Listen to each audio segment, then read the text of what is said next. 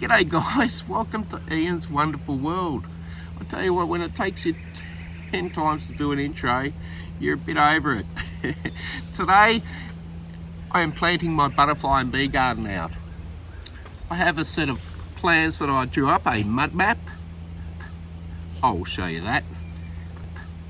And I also have a list of all the plants that I wanted to purchase, which I have in the most part over these 2 pages. Now what I have written here is the size of a plant, whether it prefers moist soil, dry soil, more sun, less sun, and I've just placed these in here accordingly.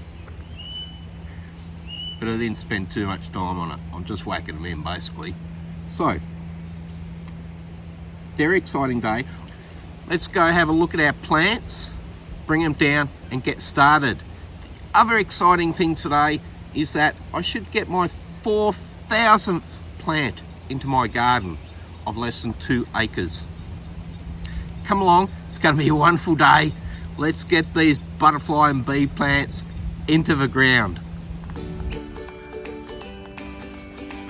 So I've just had a quick look at what I have here, and it appears that the caterpillars and slugs have been going to town on my new butterfly plants. I'm very upset, but that's okay because I was going to top it off with some Goodenia ovata. Definitely have my 4,000 plant.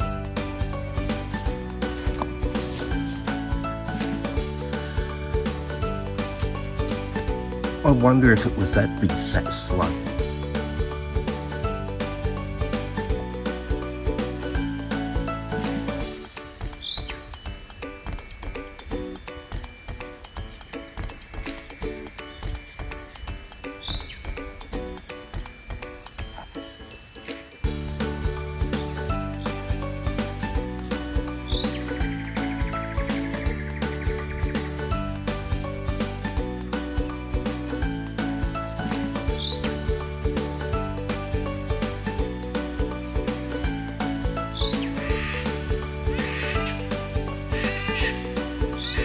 So the first plants I'm putting into my butterfly garden is this purple flag. It's a native to here, has a beautiful, lovely purple flower on it. It's good for the butterflies and bees.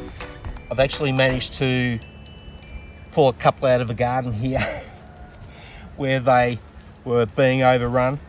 So look, I'll give them a bit of a trim up, put them in a hole in a better condition than what they are, and that'll be the start of my butterfly and bee garden. I'm going to try and divide this one into 2. Don't be scared to hack into it. They're just like a rhizome and they will transplant beautifully.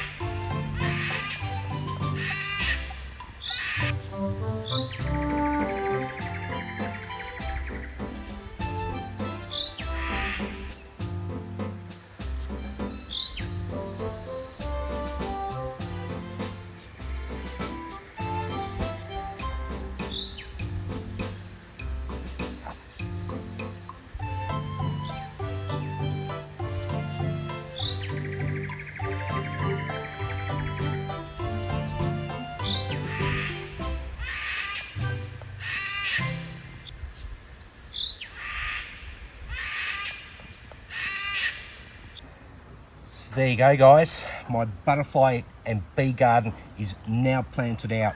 Now the plants I've chosen that I'll put down below or attach in here somewhere. First of all, I went for anything that's naturally growing here at this exact spot.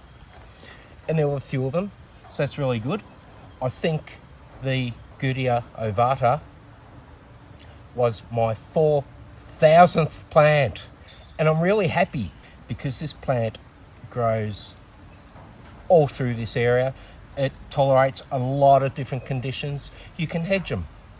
They're beautiful little yellow flower. The bees, the butterflies, the insects, they just love them. So I'm really happy about that local indigenous plant being my 4,000th plant in my butterfly garden. I decided not to place guards around all of them. It's just too much work. This flag I have here seems to keep the deer right off. So I'm not too concerned about the deer. The dogs, they're not coming in here. So I'm quite happy with that. Now you're probably going to see me water this garden. I never water my garden. But I'm going to give these guys a water because we're not going to receive any rain for the next few days. And I paid money for these plants, so I don't want them to die too early anyway. Thank you for coming along. We'll revisit this garden. I'm sure things will die, things will flourish. I'll replace things, I'll add things. I think I've placed in around 40 plants here, and that is in 35 square metres, so I've really packed them in hard because I do expect that some of these plants will die. I normally get somewhere between a 10-15% die off. Stay with me. We'll revisit this garden in the coming months and years, and you can see what grows here, what doesn't, what attracts the butterflies, what attracts the bees, the different flowering seasons. I'm looking forward to all of that.